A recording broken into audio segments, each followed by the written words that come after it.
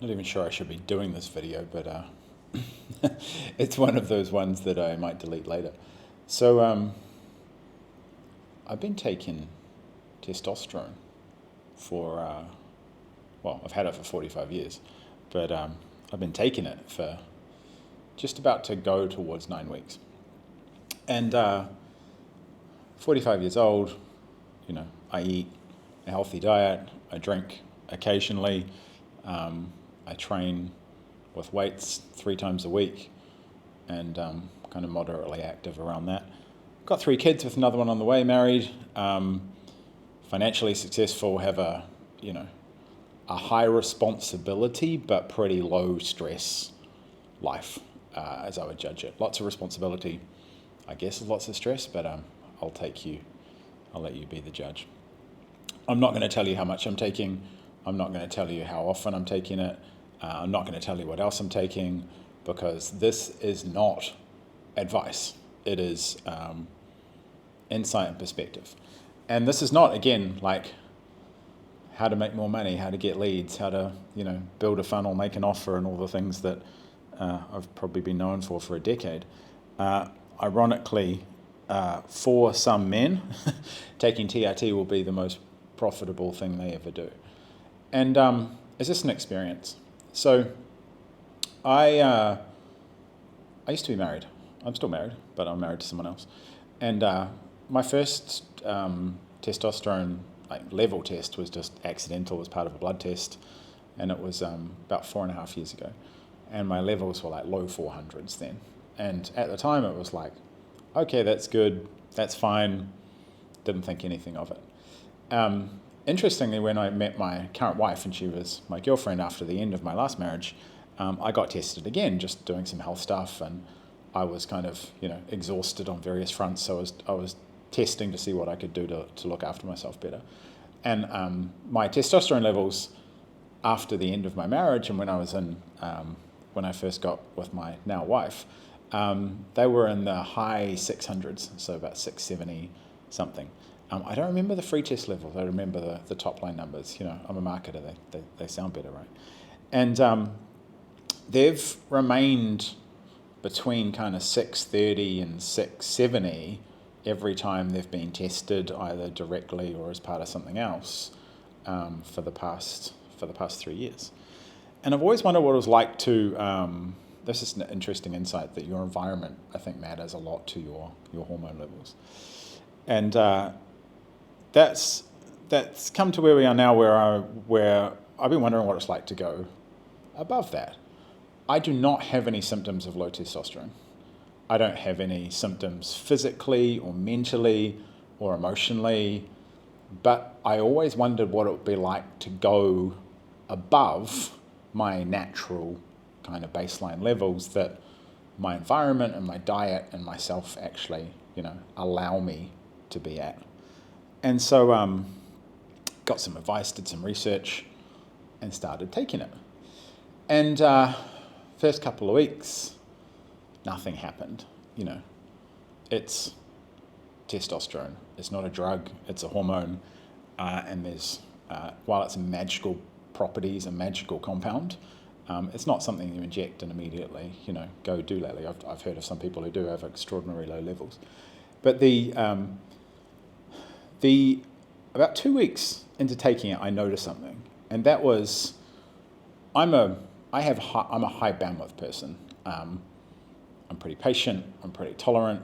I don't get flustered easily. I deal with stress pretty easily, and so but my capacity even within that has expanded. I started to feel a lower level of reactivity, a little lower level of, anytime that there was maybe something that was triggering or something that was kind of stressful, I didn't notice it. And then one day, I was around the corner at a cafe, and this guy was watching his phone next to me, and he had it on a volume which was offensive. And to say I've never said things before is not true. I've had done some social justice before. I've told people to stop doing things in public that frankly offensive. But this really annoyed me, and not annoyed in an emotional way, but I'm going to do something about this in an assertive way. And I said, do you have any headphones? In a passive aggressive way. Do you have any headphones? And he's like, and it's like, well, can you put them on, please? Because you're disturbing everybody here, and there's no need. And he puts them on. But it was just an example. A couple of other things happened of maybe finding an assertiveness or that I haven't directly had before because I've gone like, oh, it's not my problem, or I don't want to get involved in those kind of things. The other thing I've noticed is confidence around decision making. This again is like not a weakness for me.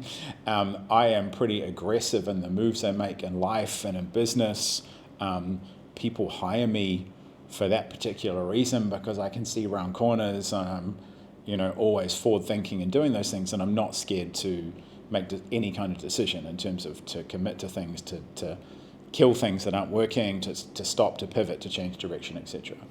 But I've noticed a snappiness in terms of decision making and confidence around them, which has lowered that kind of refractory period, especially in business, but definitely in family stuff, where the decision comes easier. There's no lamentation. I do it and I commit to it and I kind of move forward. And I've also noticed a kind of reduction in the background noise. Right now I'm in the middle of rolling out and building a software platform where it's growing really fast, both in terms of users, it's growing really fast in terms of the people who want us to build for it, and everything is moving at a great breakneck pace. Frankly, faster than most other things I've been involved in. I've been involved in some fast things. But I feel this great sense of peace in the middle of it, that no matter what happens, and we've dropped the ball with a couple of clients, and there's been bugs in the software and all the normal things, that everything will be just kind of fine.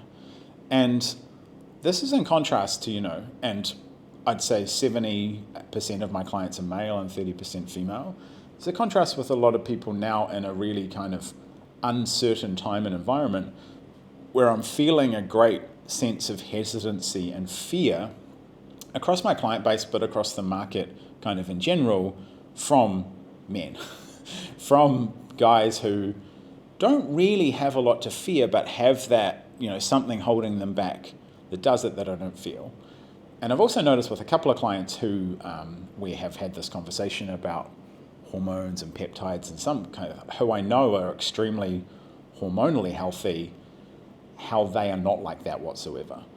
And so I, as someone who works with males who want things, or who want to be exceptional, who want to drive business or personal results, or have a life that's exceptional, performance and high performance is something that I abide by, I live by, that I preach, that I teach, and these kind of things. So when people are below what I would call baseline levels, it's really noticeable to me, and it's really obvious that they feel senses of kind of fear and risk and danger that aren't reflective in their actual circumstances or market conditions, or they aren't appraising things. And I'm starting to become more confident, in my opinion, in a little while, that a huge amount of kind of fear and uncertainty and lackadaisical things in business from men are related to their nervous system, their hormones, and things that aren't necessarily related to the environment and the opportunity, but very much related to their internal landscape. And, testosterone is kind of the master hormone within that it is, it drives and can suppress so many things.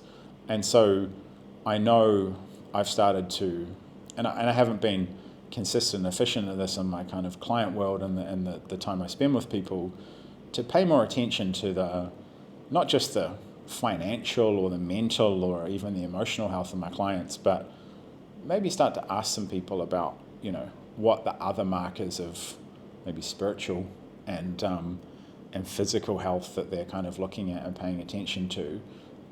So at least we can name some of accurately name and diagnose the things that are going on for them, or the things that are holding them back, or the things where, on the flip side, they may be being too aggressive about. And so a friend said to me, this isn't politically correct whatsoever, but he's like, high testosterone, his report was like, it makes me feel really autistic. I didn't understand it until I'm doing it, where I can sense that you become very, very aware, and I wouldn't say hyper alert, but alert to the condition of others, the condition of the environment, what is happening. I feel deeply alert to what's going on, kind of everywhere, both in terms of my physical environment and the world environment and those things, but I don't have any fear around anything much at all. It's as an observational alertness and a consciousness around it, rather than an emotional piece around it. So I don't know what the path holds for me. I don't. I'm about to get tested again about what my levels are. I know they are high because I can feel the change and the state change in me, that while very subtle in kind of the day-to-day experience, is very different in terms of the lands, the emotional, physical, mental and spiritual landscape. It's kind of unlocked for me. And, again, I do things and perform in a lot of things at a pretty high level already, and I can feel maybe the ceiling rise in terms of responsibility and potential for myself and the things I do as well. So, not advice, none whatsoever. I'm an idiot and I don't know what I'm doing, and that's always been true. And I just do things, and then I tell people about them, and people happen to find a lot of this stuff useful. And that's how I get paid to exist and do what I do and am what I am. But it's an interesting journey, with it and through it. And I'm not going to answer any questions about it. I'm not going to give you advice. Do your own research.